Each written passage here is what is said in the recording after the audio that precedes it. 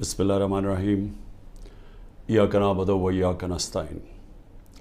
मेरे पाकिस्तानियों, आहिस्ता आहिस्ता हमें पता चल रहा है, हमें डिटेल्स आ रही हैं, हमें पूरी कहानी समझ आ रही है कि कितने पाकिस्तानी थे जो कि वो किश्ती जो चली थी सीरिया से और जो ग्रीस यानी यूनान के करीब जाके वो जो किश्ती डूबी है, हमें आहिस्ता आहिस्ता पता चल रहा है कि कितने पाकिस्तानी उसमें थे। अभी तक पूरी डिटेल्स नहीं हैं, लेकिन खौफनाक चीज़ें सुनाई दे रही हैं कि पाकिस्तानियों को उन्होंने निचला जो तहखाना था उसके अंदर घुसाया हुआ था और उनको ऊपर नहीं आने दे रहे थे। और ज़्यादातर जो लगता है कि जो लोग डूबे हैं वो पाकिस्तानी थे।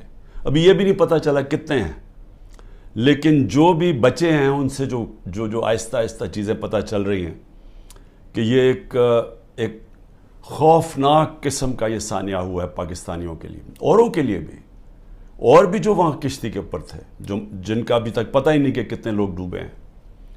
लेकिन इससे क्या चीज़ सामने आती है? इससे ये चीज़ सामने आती है कि जो पैसे वाले लोग हैं, जो प्रोफेशनल्स हैं, जिनकी दुनिया में डिमांड है, जिनको आराम से वीज़ा मिल जाता है, उनमें से तो 9-10 लाख पाकिस्तानी मुल्क छोड़ के चले गए, क्योंकि उनको उम्मीद चली गई है कि उनको लगता है कि अब ये पाकिस्तान उधर जा रहा है कि इधर इसका कोई मुस्तकबिल नहीं है, तो वो तो मुल्क छोड़ के चले गए और वो छोड़ते जा रहे हैं जिन लोगों के पास पैसा है या वसाइल है या हुनर है या प्रोफेशन है। लेकिन जिनके पास नहीं है, जिनको वीज़े नहीं मिलते, वो इसी तरह किश्तियों पे किसी ना किसी तरह पैसा जमा करते हैं। वो उस पैसे से किसी को देते हैं कि जी हमें नाजायज़ तरीके से पहुंचा दें वहाँ। जिस तरह ये किश्ती में लोग जा रहे थे, सब नाजायज़ थे, यानी सब इलीगल थे। इनके पास किसी के पास वीज़ा नहीं था। इन सब ने पैसे दिए थे, जो दलाल होते हैं जिन्होंने कहा कि हम आपको पार पहुँचवा देंगे। ये उन्होंने उनको पैसे दे के सारी ज़िंदगी की कईयों ने अपना पैसा जमा करके या ख़ानदान जमा करके भेजता है बाहर से पैसे कमा के वापस भेजेंगे। तो ये सारे वो लोग थे। जो दूसरे भी थे वो भी ये लोग थे। अच्छा, अब इनमें ये जो लोग जा रहे थे ये किन मुल्कों से जाते हैं? सवाल हम अपने आप से पूछें कि ये कौन से मुल्क हैं जिधर इतने बुरे हालात हैं कि लोग अपना घर छोड़ के सारा पैसा इकट्ठा करके ख़ानदान इनको बाहर भेजता है। वो कौन से मुल्क हैं? ये वो मुल्क हैं जिधर या तो जंगें चल रही हैं, और जब जंग होती है तो कानून सब ख़त्म हो जाता है, कारोबार ख़त्म हो जाता है, वो उस मुल्क को छोड़ के निकलते हैं। जिस तरह अभी सूडान में आपस में खाना जंगी है तो लोग छोड़ के जा रहे हैं, लाखों लोग जा रहे हैं वहाँ से। जिस तरह सीरिया के अंदर जंग चली थी, शाम के अंदर, उधर लोग छोड़ के जा रहे हैं। या लिबिया के अंदर सिविल वॉर हुई जब, तो आपस में जब लड़े तो उधर लोगों ने जाना शुरू किया। लेकिन और कौन से मुल्क हैं? अब मैं आपको ये बताना चाहता हूँ कि ये जो मैं आपको 27 साल से कह रहा हूँ, इंसाफ की तहरीक, मैं कहने की अपनी कौम को ये कोशिश कर रहा हूँ कि जब तक एक मुल्क में इंसाफ नहीं होता, रूल ऑफ लॉ नहीं होता, कानून की हुक्मरानी नहीं होती, वहाँ खुशहाली नहीं आती। तो ये सारे तकरीबन लोग उधर उन मुल्कों से जा रहे हैं जिधर कानून की हुक्मरानी नहीं, जिधर जंगल का कानून है। तो मैं आज आपको बताना चाहता हूँ कि वो मुल्क जिनके अंदर रूल ऑफ लॉ यानी कानून की हुक्मरानी सबसे ज़्यादा है और किधर कम है। तो पहले तो मैं आपको पहले 15 मुल्क आपको बता दूं कि जिधर कानून की हुक्मरानी सबसे ज़्यादा है और जिधर लोग छोड़ के उन मुल्कों पे जा रहे हैं, यानी गरीब मुल्कों से अमीर मुल्कों में किन मुल्कों पे जा रहे हैं। इनमें मुल्क हैं डेनमार्क, नॉर्वे, ये स्कैंडिनेविया के मुल्क हैं, स्वीडन। सबसे ज़्यादा यहाँ कानून की हुक्मरानी है या रूल ऑफ लॉ है। लोगों को पूरा इत्मीनान है उनके इंसाफ के निज़ाम पे, या इंसाफ है इन मुल्कों के अंदर, अदल और इंसाफ है। तो सबसे अमीर मुल्क ये हैं और इधर सबसे ज़्यादा इंसाफ है। तो ये इंसाफ के अंदर ये जो जितने भी मुल्क हैं ये .90 سے لے کے .80 کے بیچ میں یہ سارے ملک ہیں، جس میں آسٹریلیا ہے، بیلجیم ہے، کینیڈا ہے، آئرلینڈ ہے، برطانیہ ہے، لگزمبرگ ہے، نیوزی لینڈ ہے، جرمنی ہے، نیدرلینڈز ہے. یہ سارے وہ ملک ہیں، اور امریکہ، جن کی جو یہ رول آف لا انڈیکس میں سب سے اوپر ہے. تو یہ وہ ملک ہیں جس کی طرف یہ لوگ کشتیوں میں اپنی جانیں خطرے میں ڈال کے یہ ان ملکوں کی طرف جاتا ہے. اب آ جائیں وہ ملک جن کی 40 سے نیچے ہے، 40 سے 30 تک جن کی رول آف لا انڈیکس میں، یعنی جدھر انصاف سب سے کم ہے. اب وہ کون سے ملک ہیں؟ جس میں ملک ہیں افغانستان ہے، میانمار ہے جدھر یہ ابھی تباہی مچی ہوئی ہے، جدھر ملٹری نے سنبھالا ہوا ملک، ادھر پاکستان ہے، یوگینڈا ہے، زمبابوے ہے، کانگو ہے یعنی افریقہ کے ملک ہیں، موزمبیک ہے، ایتھیوپیا ہے جدھر بھی ابھی خانہ جنگی چلی ہے. تو وہ ملک ہے، نکریگوا ہے یعنی ساؤتھ. یہ وہ ملک ہیں جدھر سب سے کم اس وقت قانون کی حکمرانی یعنی رول آف لا ہے، جدھر سب سے کم انصاف ہے. ان سارے ملکوں سے یہ وہ ملک ہیں جدھر سب سے کم ہے. ادھر سے لوگ جا رہے ہیں ان ملکوں میں جدھر سب سے زیادہ انصاف، اور کیونکہ انصاف ہے خوشحالی ہے. میں یہ آپ کو کیوں آج بتا رہا ہوں؟ میرے پاکستانی بھی میری ذرا غور سے بات سن رہے ہیں. میں پھر سے کہتا ہوں کہ عمران خان وہ خوش قسمت انسان ہے، اللہ نے اس کو سب کچھ دیا ہے. جو میں نے زندگی میں اللہ سے اپنے لیے مانگا اس نے مجھے دے دیا. میں آپ کو یہ اس لیے بتا رہا ہوں کہ پاکستان کا یہ رول آف لا انڈیکس میں سے 140 ملک میں ہمارا نمبر 129 ہے. یعنی 129واں نمبر اس ملک کا ہے جدھر سب سے کم انصاف ہے. اب یہ سوچ لیں کہ یہ انڈیکس ادھر کا ہے جب سے یہ 9 مئی کے بعد مکمل طور پہ یہاں قانون کی دھجیاں اڑائی گئی ہیں. 9 مئی کے بعد پاکستان میں وہ بہانہ مار کے، اور میں انشاءاللہ جب بھی اللہ موقع دے گا میں یہ ثابت کروں گا، کیونکہ اب تو مجھے ڈیٹیلز آ گئی ہیں ساری، کہ ہمارے اندر لوگ گھسائے ہوئے تھے جنہوں نے یہ پلان کر کے یہ آگے لگائی ہیں. اور یہ ہر جگہ سے ایک ہی آواز ہے، یہ ہمارے لوگ نہیں تھے. میں نے ایک سے پوچھا ہے، ہمارے لوگ چھپے ہوئے تھے، کیونکہ وہ چھپے ہوئے ہیں جیل میں ہیں. مجھے تھوڑا آہستہ آہستہ لیٹ پوری طرح اس کی خبریں ملی ہیں، لیکن جس سے بھی میں نے پوچھا ہے انہوں نے ایک چیز کہی ہے جی، کہ ایک دم کوئی لوگ آتے تھے اور یہ ایک دم ساروں کو اشتعال دلواتے تھے کہ چلو وہاں چلو، ادھر چلو جی GHQ چلو ادھر جا کے یہ جو جہاز چوک پہ میاں والی میں اس کو آگ لگا دو. لوگ کہ جی اب ہیں کون؟ وہ ہمارے تحریک انصاف نے کبھی دیکھے ہی نہیں تھے. تو یہ ہر جگہ سے یہ آئی ہیں. کور کمانڈر گھر کا جلا دیا گیا، بڑا شور مچایا گیا، لیکن آج تک کوئی IG پولیس سے پوچھا ہے کہ 2-3 گھنٹے لگ رہے ہیں کراؤڈ کو آنے کے لیے، آپ کدھر تھے؟ جو ٹرمپ کے لوگوں نے جب ان کی پارلیمنٹ کیپٹل ہل کے اوپر جب انہوں نے چڑھائی کی، سب سے پہلے پولیس چیف کو فارغ کیا. تو ادھر تو یہ اس کو تو کوئی پوچھ ہی نہیں رہا. اور کیوں نہیں ابھی تک CCTV کیمرہ کی ساروں کو ٹی وی کے اوپر ڈیٹیلز آئی؟ سارا وقت ٹی وی پہ پروپیگنڈا چل رہا ہے. بتائیں تو صحیح، وہ شکلیں تو بتائیں. کیوں نہیں صحیح معنی میں ہمارا کیوں نہیں موقف لیا گیا؟ ہم ساروں کو پکڑ کے جیلوں میں ڈال دیے ہیں، کیسز کر دیے ہیں. میرے اوپر، میں جیل کے اندر تھا، 9 میرے اوپر جیل میں جب میں تھا 9 کرمنل کیس کر دیے ہیں کہ میں نے ان کو اشتعال دلوایا تھا. کوئی ثبوت ہے؟ کوئی ہاں جی ہمارے پاس آتی ہیں جی کہ ہمارے پاس بڑے ثبوت جمع کیے ہوئے ہیں. میں چیلنج کرتا ہوں، یہ تو چھوڑو 27 سال میری پولیٹکس میں ایک دفعہ بتاؤ کہ میں نے کبھی کسی کو کہا ہو کہ پرامن احتجاج کے علاوہ کوئی احتجاج کرو. ایک دفعہ مجھے کوئی بتا دے. میرے سارے پارٹی سینئرز کو میری پالیسی کا پتا تھا، اور سارے سینئرز وہی باتیں کر رہے تھے، پرامن احتجاج. ہم کہیں بھی پرامن احتجاج کر سکتے ہیں، یہ ہمارا آئین ہمیں اجازت دیتا ہے، کوئی نو گو ایریا نہیں ہے. لیکن یہ جو جلانا تھا یہ ایک پلان سازش کے تحت اس لیے ہوا کہ اس کے بعد پورا ایکشن تیار تھا.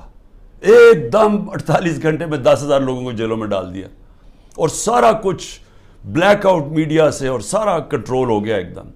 تو جو پہلے سے پلان بنا ہوا تھا وہ موقع مل گیا کہ ایک دم اس موقع کا فائدہ اٹھاتے ہوئے ایک دم لوگوں کو انہوں نے پارٹی کو ختم کرنے کے لیے پورا پلان بنا ہوا تھا. لیکن میں آج آپ سب سے کیوں یہ بات کرنا چاہتا ہوں, دیکھیں جس طرف ہم اب نکل گئے ہیں نا, آپ یقین کریں اس ملک کا کوئی مستقبل نہیں ہے. میں اپنے ملک کے لیے اب کہہ رہا ہوں, میں نے بڑی کوشش کی ہے اسٹیبلشمنٹ کو اور آرمی چیف کو پیغام دینے کے لیے, لیکن وہ شاید یہ سمجھتے ہوں کہ میں کوئی کمزور ہو گیا ہوں, میں کوئی گھبرا گیا ہوں, یا میرے کیونکہ لوگ نہیں ہیں میرے یہ سارے اندر, مجھے اکیلا کیا ہوا ہے, تو شاید میں اس لیے کہہ رہا ہوں. میں آپ سے نہیں, جب سے میں حکومت سے گیا ہوں تب سے میں لگا ہوں کہنے کہ ہمارے ساتھ بات چیت کرو. 2 دفعہ جنرل باجوہ سے میں ملا بات چیت کرنے کے لیے. میں نے اپنی ٹیم بنائی جنہوں نے جا کے جنرل باجوہ سے میٹنگ کی کہ اس کا راستہ نکالو. میں پاکستان کی بات کر رہا تھا کہ ملک کے لیے کیا بہتری ہے, تو کوئی یہ نہ سمجھے کہ میں کمزوری میں بات کر رہا ہوں. مجھے خوف آ گیا کہ یہ میرا ملک تباہ ہو رہا ہے, اور میں واضح کر دوں میں نے کبھی یہ ملک چھوڑ کے نہیں جانا. مجھے کوئی کہے کہ جی آپ کوئی باہر چلے جائیں, کوئی ڈیل کر لیں, میں حقیقی آزادی کی جد و جہد 27 سال سے کر رہا ہوں. میں ڈیلز کرنے کے لیے نہیں کر رہا کہ جی اگر یہ کریں تو ہم آپ کو آگے وزیر اعظم بنا دیں گے, یہ کر دیں گے. میں یہ وزیر اعظم کے لیے نہیں کر رہا, میں ایک اپنے ملک کے اور اپنے ملک کے بچوں کے مستقبل کے لیے کر رہا ہوں. میں باتیں بھی آپ کے لیے اس لیے کہتا ہوں کہ ڈائیلاگ کرو, کیونکہ جس طرف یہ نکل گئے ہیں یہاں تو آگے اندھیرا ہے. یہ حالات ہیں کہ کل کوئی بچے آئے, سوشل میڈیا کے بچے 20-30 لڑکے آئے, وہ جیسے باہر نکلے پکڑ کے ان کو جیل میں ڈال دیا. کس قانون کے تحت بتائیں, کس قانون کے تحت؟ پہلے تو آپ کہہ سکتے تھے نا جی کہ یہ ہمیں جی وہ کچھ جیو فینسنگ میں نظر آئے ہیں, آپ کو تو پتہ ہی نہیں ہے لڑکے کون ہیں, پکڑ کے سیدھا جیل میں لے گئے. میرے وکیل عزیر بھنڈاری جو کہ سینئر ایڈوکیٹ ہیں سپریم کورٹ کے, ان سے میں نے ملٹری کورٹس کے اوپر میٹنگ کی کہ یہ ملٹری کورٹس کو میں چیلنج کرنا چاہیے کہ بالکل دنیا میں مذاق اڑا ہے پاکستان کا, کبھی جمہوریت کے اندر بھی ملٹری کورٹ آئے ہیں, اور وہ یہاں سے باہر نکلے اس کو اٹھا کے لے گئے, اس کو اور اس کو ڈرائیور کو. یہ کس قانون کے تحت؟ یعنی یہاں تو قانون کی دھجیاں اڑا دی, یہاں تو بلکہ بنانا ریپبلک سے بھی بدترین حالات ہو گئے ہیں. میڈیا کا منہ بند کر دیا.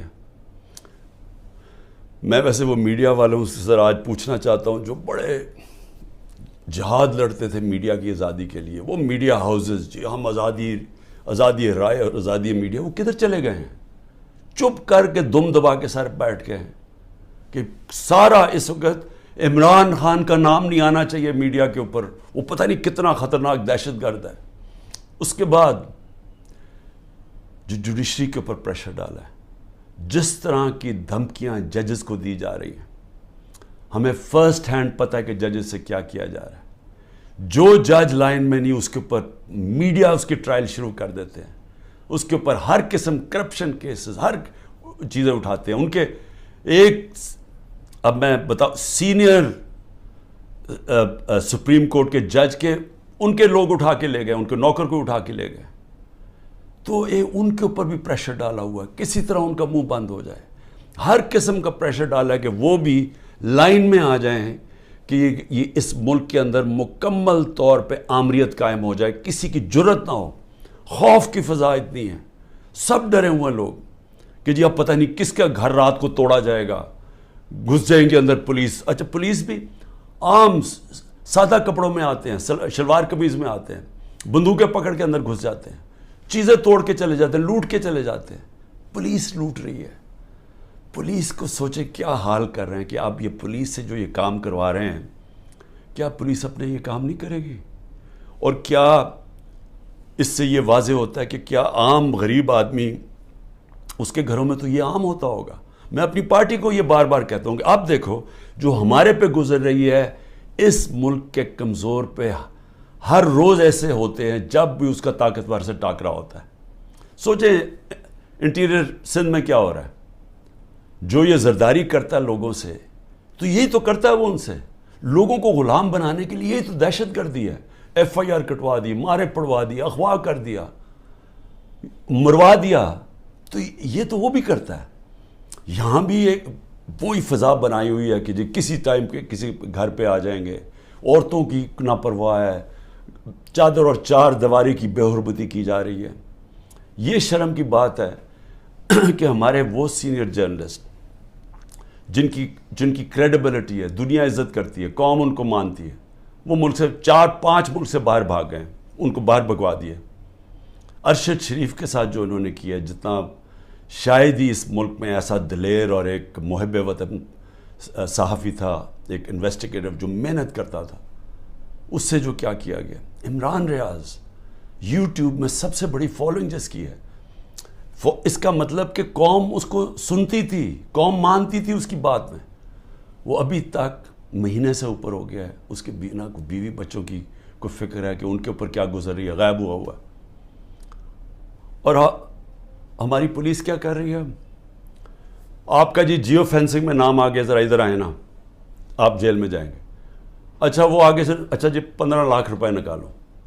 15 لاکھ سے شروع ہوتے ہیں, کوئی 10 لاکھ پہ یہ بات مان لیتے ہیں. یہ پیسے بنا رہے ہیں آپ.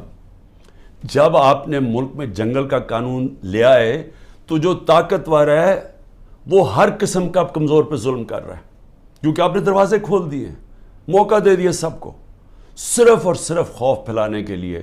اور مقصد کیا ہے کہ کسی طرح عمران خان کے اوپر کانٹا ڈالا ہوا ہے, اب اس نے نہیں آنا.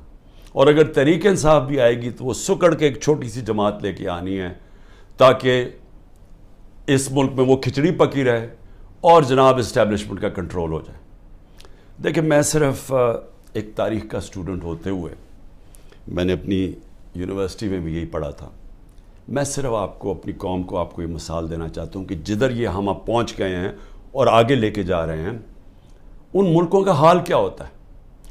یہی حال جب دوسری جنگ عظیم کے بعد یورپ آدھا آزاد ہو گیا, یعنی جمہوریت آ گئی, وہاں آدھے یورپ کے اندر اسی طرح کے حالات, آمریت آ گئی, میڈیا کے اوپر کنٹرول, لوگوں کی زندگی پہ کنٹرول, اس طرح پھر رہے تھے, جاسوس پھر رہے تھے ساری جگہ. کوئی بات کرتا تھا اس کو پکڑ کے جیل میں ڈال دیتے تھے, لوگ غائب ہو جاتے تھے گھروں سے. یہی حالات سوویت یونین کا جو حصہ بنے ایسٹرن یورپ میں آ گئے, اور جو ویسٹرن یورپ تھا وہ آزاد ہو گیا, وہاں جمہوریت آ گئی. 50 سال کے بعد ایسٹرن یورپ پیچھے رہ گیا اور ویسٹرن یورپ خوشحال ہو کے آگے بڑھ گیا. ایسٹ جرمنی, ویسٹ جرمنی ایک ہی لوگ ہیں, جرمن ایک ہی لوگ ہیں. ایسٹ جرمنی میں آ گئے اسی طرح کے حالات, آمریت آ گئی, ویسٹ جرمنی آزاد ہو گیا, ویسٹ جرمنی آسمانوں پہ چلا گیا, ایسٹ جرمنی پیچھے رہ گیا. اسپین کے اندر ڈکٹیٹرشپ آ گئی, وہاں یہی حالات تھے جو آج ہمارے سے ہو رہا ہے. اسپین میں یہ 30 سال کے لیے فرینکو بیٹھ گیا ایک ڈکٹیٹر. سارا ویسٹرن یورپ آگے نکل گیا, اسپین پیچھے رہ گیا. سب سے کم خوشحالی اسپین میں تھی. ساؤتھ کوریا, نارتھ کوریا ایک ہی لوگ ہیں, کورینز. نارتھ کوریا کے اندر ڈکٹیٹرشپ آ گئی, ساؤتھ کوریا کے اندر جمہوریت آ گئی. آج ساؤتھ کوریا آسمانوں پہ ہے, نارتھ کوریا میں لوگ بھوکے مر رہے ہیں. ابھی BBC کی ڈاکیومنٹری آئی ہے کہ لوگ بھوکے مر رہے ہیں نارتھ کوریا میں.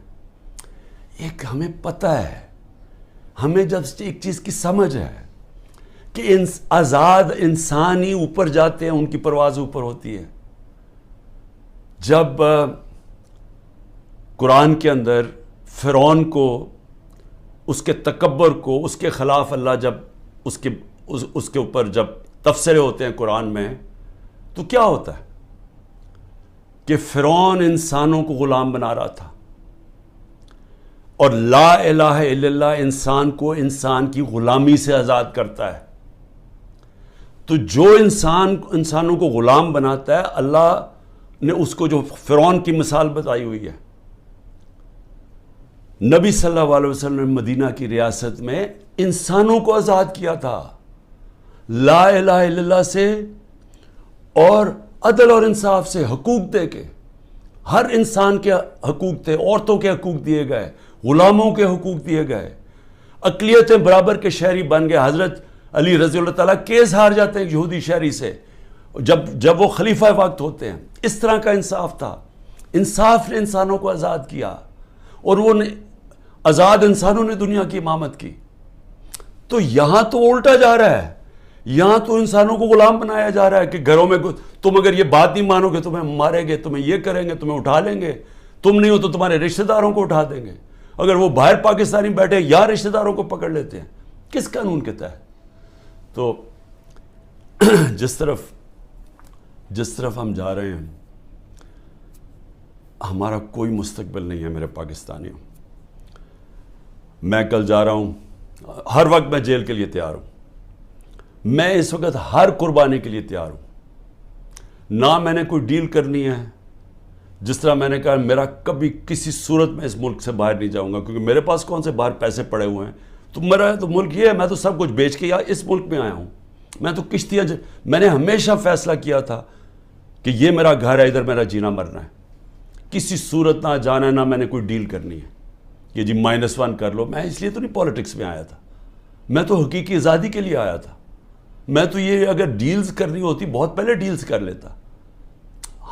میری جد و جہد رہے گی جب تک میرا ملک حقیقی طور پہ آزاد نہیں ہوتا. اور اس کے لیے جیل کے لیے بھی تیار ہوں. کل میں جا رہا ہوں, کوئی 19 میری بیلز ہیں. ایک کسی نے جج نے پریشر میں آ کے کینسل کیا, حالانکہ کیس ہے, بوگس کیسز ہیں سارے, لیکن ایک نے فیصلہ کرنے کہ جی بیل کینسل کر دیا, جیل میں چلا جاؤں گا. اس کے لیے بھی تیار ہوں, تیاری کر کے جاؤں گا. وہ نہیں جاؤں گا تو کوئٹہ میں کیس کر دیا. سوچیں, سارے لوگوں کو پتا ہے کہ وہ خاندانی دشمنی تھی. ابھی قتل ہوتا ہے تو 4 گھنٹے کے بعد جناب لا منسٹر کہتے ہیں عمران خان نے قتل کر دیا.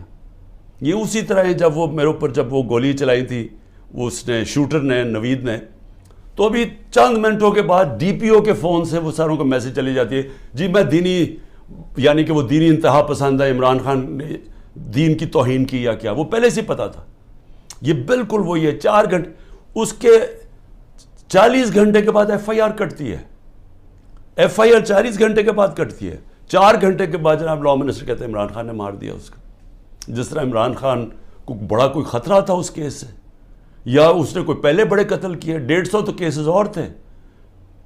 تو یہ پہلے سے پلان کیا ہوا. کسی نہ کسی کیس میں مجھے پتا ہے کہ انہوں نے, میں جیل میں چلا جاؤں گا, لڑوں گا یہی کیس لے کے, کوئی ملک نہیں چھوڑوں گا, کیس سارے لڑوں گا. لیکن میں اپنی قوم کو ایک پیغام دینا چاہتا ہوں. دیکھیں, یہ آپ کا بہت بڑا امتحان ہے. اللہ نے آپ کو بڑے امتحان میں ڈالا ہوا ہے. قرآن میں وہ کہتا ہے, میں بار بار تمہارے ایمان کو مشکلوں سے آزماؤں گا. یہ ٹائم ہے آپ کا, اب ایمان آزمایا جا رہا ہے. زندگی موت اللہ کے ہاتھ میں ہے. میری طاقت کدھر سے آتی ہے؟ مجھے پورا ایمان ہے کہ جب اللہ نے فیصلہ کیا میں نے جانا ہے, کوئی مجھے روک نہیں سکتا. اور اس نے جو مجھے 2 دفعہ بچایا ہے, ان کے انہوں نے جو قتل کرنے کی کوشش کی, کیونکہ اس نے بچایا ہے, اس کا فیصلہ تھا, میں نے ابھی نہیں جانا. میرا ایمان ہے, عزت ذلت اس کے ہاتھ میں. جو مرضی پروپیگنڈا کریں, ٹی وی میں گند اٹھا لیں, نہیں ذلیل کر سکتے, کیونکہ اللہ نے اپنے ہاتھ میں رکھا ہوا.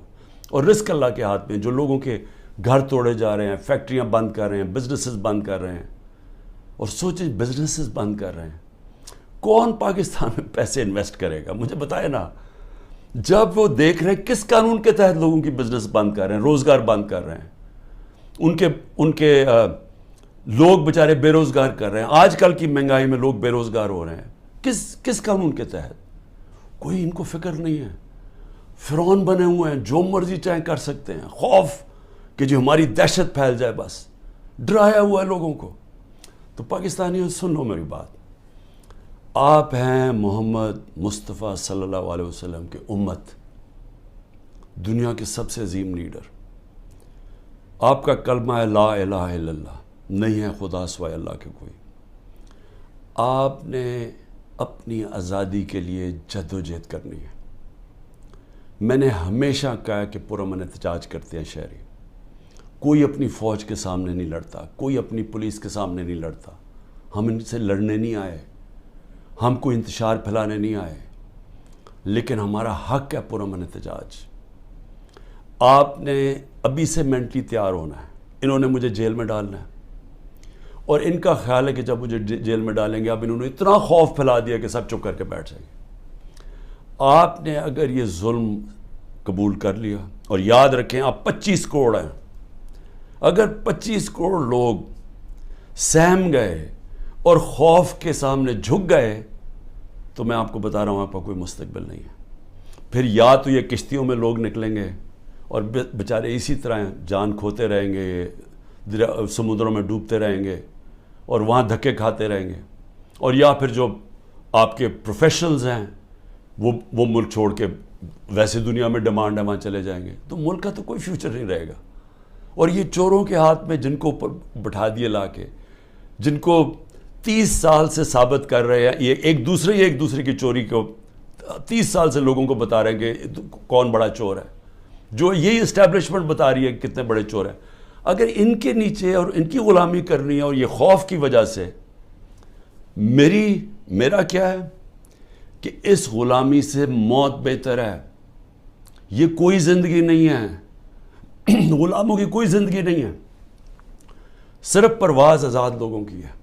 اقبال کا شاہین صرف آزاد ہو کے تو اوپر جا سکتا ہے، غلام تو غلام رہتے ہیں۔ جس طرح مولانا رومی نے کہا کہ جب اللہ نے تمہیں پر دیے ہیں کیوں چونٹیوں کی طرح رینگ رہے ہو، غلام چونٹیوں کی طرح رینگتے ہیں۔